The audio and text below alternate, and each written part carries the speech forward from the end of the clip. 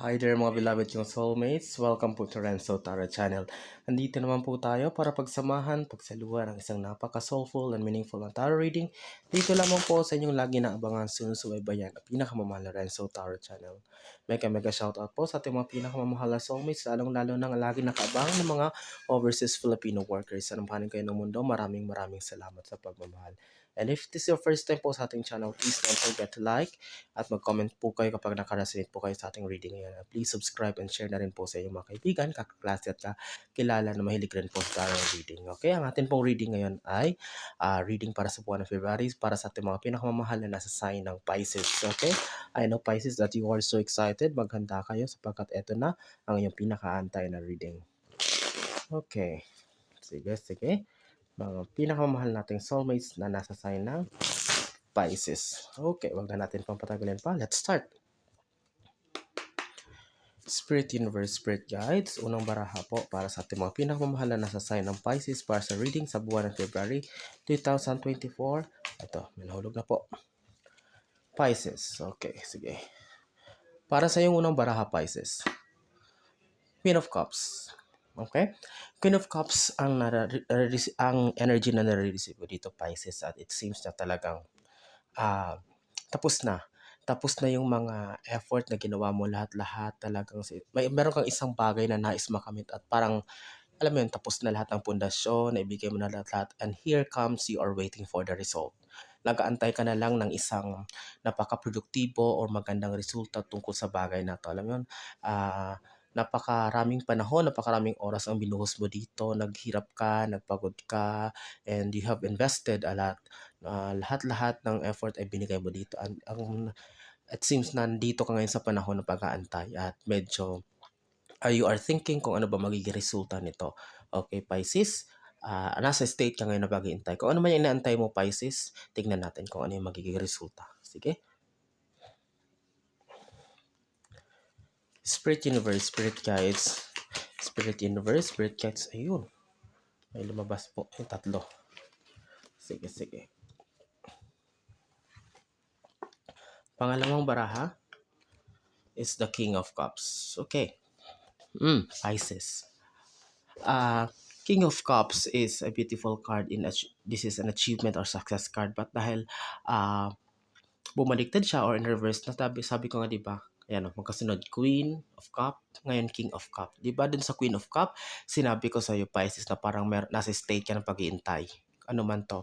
Tapos itong King of Cup dahil bumaliktad siya or in reverse, it seems that parang ano to Pisces, parang may kumokontrol.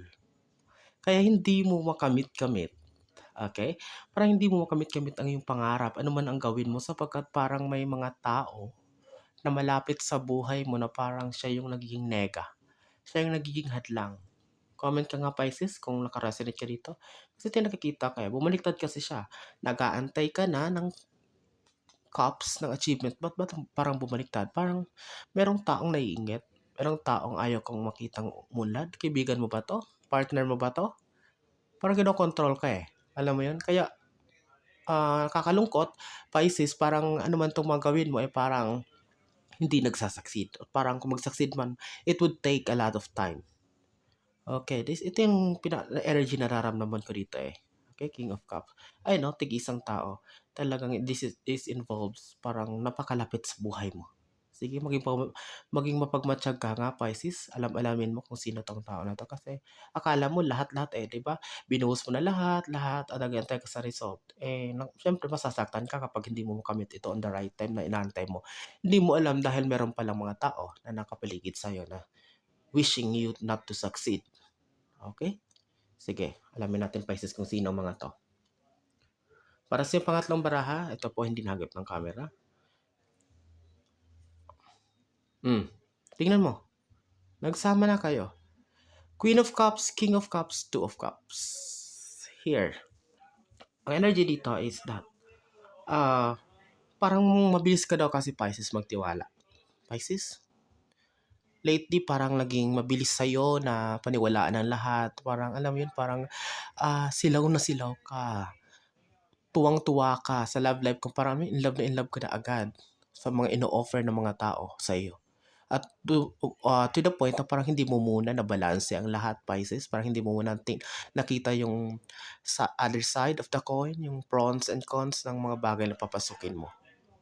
Okay? And this is also a reminder, Pisces, na kung ano man daw yung mga papasukin mo sa susunod na mga pagkakataon, if you'll be given another chance, ay talaga maingat na sa mga desisyon na gagawin. Okay? This is all about transactions. This is all about engagement to something na parang makabuluhan sa'yo or talagang something relevant sa'yo, importante sa buhay mo. Okay? Sige. Fourth card. Yun. Eight of Swords, Pisces. Kita mo. Kaya hindi ka makausad-usad, kaya mabagal. Although lumabas ang Queen of Cups, nag-aantay ka ng resulta at medyo binigo tayo sa pangalawang baraha, nagdudulot din ito, Pisces, sa'yo ng anxiety, ng kalungkutan, worries. Minsan di ka na makatulog, nakatali ka sa isang sitwasyon na hindi ka makalabas. Ano ba to? You are questioning yourself. Bakit puro na lang ganito? Ano bang nangyayari sa buhay ko? Ginagawa ko naman ang lahat, pero bakit hindi? Up to the point you're questioning the universe, God, ano ba? Ano bang kailangan kong gawin? Hindi mo alam, it's because, kasi nga, dahil sa mga taong pinagkakatiwalaan mo, Pisces, dahil sa mga taong binibigyan mo ng halaga, ng importansya na hindi mo alam, makukuha mo yun sa ibang tao na hindi mo pa in-expect. Okay? Bawasan ang masyadong pagtitiwala sa mga tao. Okay? Huwag masyadong madala sa mga matatamis nilang dila, sa matatamis nilang salita na ganito, konting puri lang sa'yo, na ay ganito, mabait ka, pang ano, Pisces, napakabuti mo talagang tao, ikaw naman, tuwang-tuwa ka naman. You don't know na talaga binobola ka lang just for their benefits na may makukuha sila sa'yo. And dahil dyan, darating sa point na pag hindi ka na nila kailangan, nakuha na nilang kailangan mo, ay malulungkot ka, iiwan ka nila bigla. You will be disappointed. Pag disappointed ka na, syempre andyan na yung magsa-self-pity ka, ayaw mo nang lumabas ng bahay, gusto mo lang nakahiga na lang. You feel yourself worthless. Pisces, hindi pa huli ang lahat. Okay? Hindi pa huli ang lahat. At least pinapakita ng baraha kung anong mga dapat mong gawin sa mga susunod na pagkakataon. Sige. Okay, para sa iyong susunod na baraha, Pisces, fifth card, Spirit Universe. Again po, if this is your first time sa ating channel at nagustuhan niyo po. Kahit hindi po kayo Pisces, kapag nakaresonate po kayo, please comment. Kahit ibang sign po kayo, pwede po kayo manood. Cross-watcher po ang tawag sa inyo. And don't forget po to share our video sa inyong mga kakilala kaibigan na mahilig sa tarot channel. Tarot reading. Okay, yun, may tumalbog na po. Nakita naman niyo po siguro. Okay, ito po yun. Sige. Para sa inyong panglimang baraha. Wow! What a big surprise. Nakakapasabog ito, Pisces, ha? Why? Wheel of Fortune. After all pala. Oh, blessing in disguise now. Okay, ito na. Na-connect ko na. Kaya pala, nararanasan mo daw yan, Pisces, na may mga tao, may dahilan pala ang universe bakit pinadala sa iyo yung mga taong manggagamit na yan, yung mga taong sinasaktan ka. Nagdudulot sa iyo ng kalungkutan. Wow, ang ganda. Tingnan mo dito, di ba, sa unang baraha, Queen of Cups, ngayon panlima. Kasi, tinuturuan ka ng universe, Pisces, na maging matyaga sa pag-aantay, patience, dito sa Queen of Cups. Kasi eto, ang Wheel of Fortune, ang kasaganahan, ang blessings, kayamanan, tagumpay, kasayahan na hindi basta-basta makukuha ng sinuman ay makakamit mo. Wheel of Fortune is success card. Prosperity, maraming pera, maraming negosyo, maraming transaction. Lahat nasa iyo na. Iikot sa iyo. Iikot sa iyo ang gulong ng buhay, gulong ng palad. After all ng mga pinagdaanan mo, Pisces, heto ka. Nakakagulat. Okay? Nakakagulat kasi after all itong pinalabas ng mga baraha, lalo na yung pang-apat na ay puro mga kabiguan. Pero eto, biglang nagpakita, may biglang light at the end of the tunnel. Sabi ko nga sa'yo, di ba, hindi pa tapos ang lahat. Hindi pa tapos ang lahat, Pisces. Kasi eto, panghawakan mo ito, Pisces, the Wheel of Fortune. Ang Wheel of Fortune ay baraha or card ng kasaganahan, tagumpay, at pagpapala. Congratulations, Pisces. Wow. Sige, sige. Spirit Universe, Spirit Cards. Susunod pong mensahe para sa ating reading sa ating pinakamahal na Pisces sa buwan ng February 2024. Spirit Universe, Spirit Guides, Spirit Universe, Spirit Guides. Ayun, magpapakita na, nakikita nyo. Kunin ko na. kunin ko na po kasi nakabaliktad na siya. Okay. Ayan. Page of Cups. Cups pa rin. Kung doon sa King of Cups, bumaliktad siya. Here, ito na. Magkasunod na. Lumabas na yung Wheel of Fortune eh. Tagumpay. Ayan, hawak mo na ang cups. Hindi magtatagal. And the soonest time, especially this February, unti-unti nang marireveal. Lalabas ang lahat. Magiging malinaw ng si Pisces ang lahat. Igagayad ka ng universe kung anong dapat mong gawin para makamit mo itong matagal mo nang inaantay, itong Queen of Cups. And this is assured. Sigurado to. Okay? Dahil lumabas ang Wheel of Fortune eh. And congratulations, this Page of Cups is just showing na talagang grabe yung pagtsatsaga mo, grabe yung binuhos mong effort para makamit mo lang ito. And congratulations, ayan no, hindi lang basta cup, and may laman pa na isda, sabihin, ani, harvest, bountiful harvest, ay talagang ibubuhos sa'yo ng universe ang biyaya siguro Pisces, kasi dahil nga, you have been through a lot, na grabe yung pinagdaanan mo, and you deserve it, Pisces. Wow!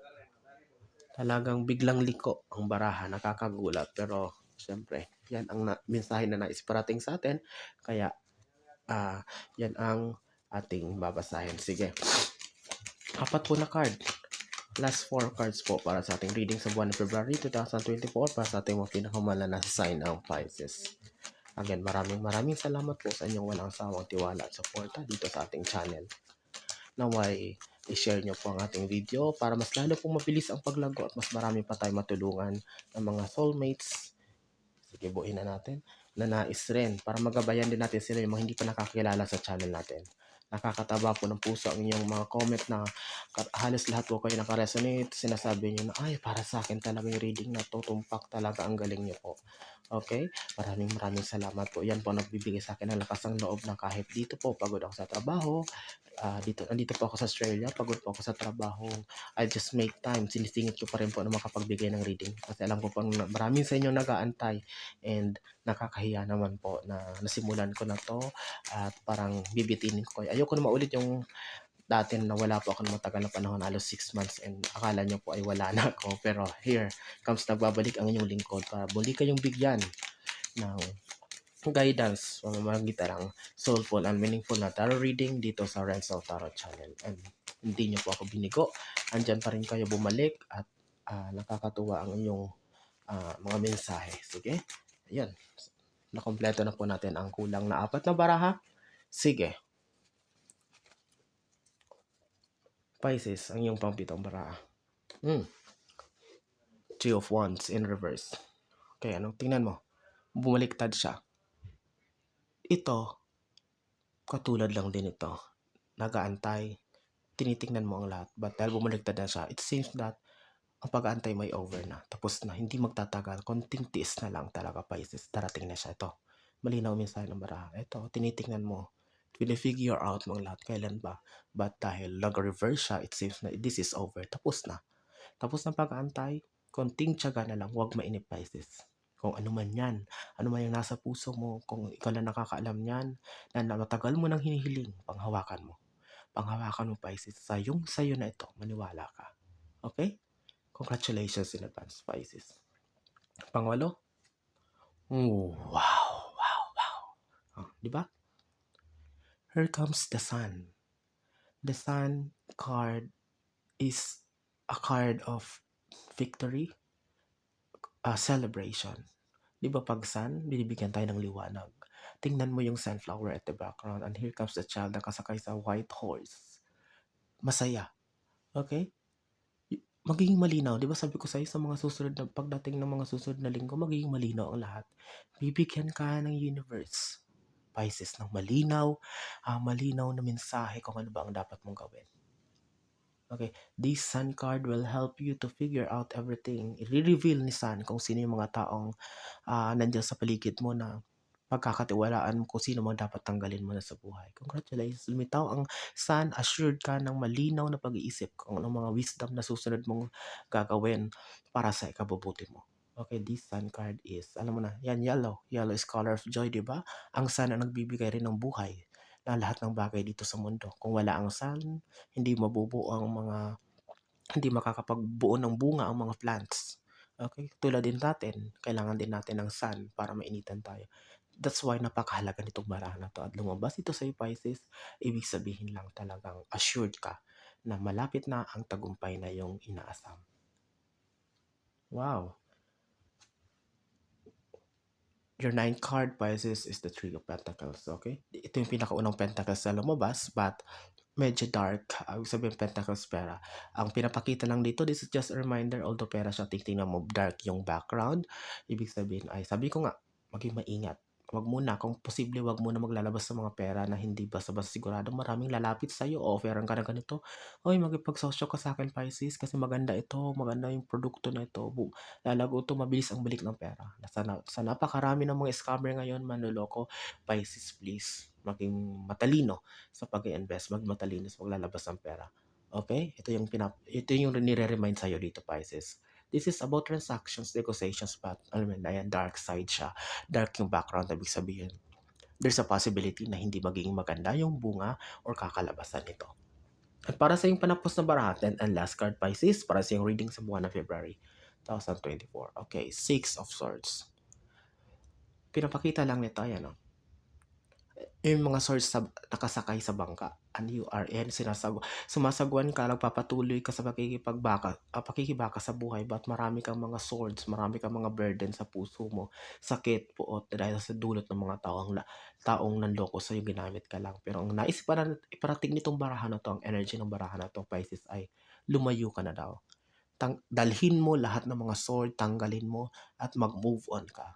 Kasi mas lalong mapapabilis nito, ang agos ng buhay mo. Ayan, siyempre kung tatanggalin mo yung mga sakay na yan na puro mga bakal yan sword, ibig sabihin yung mga bigat, mga sakit, mas lalong mabilis ang iyong sagwan, mas lalong mabilis ang takbo ng iyong sinasakyan sa buhay, lalo na lalo ng pagkamit mo sa iyong mga pangarap sa buhay. Okay?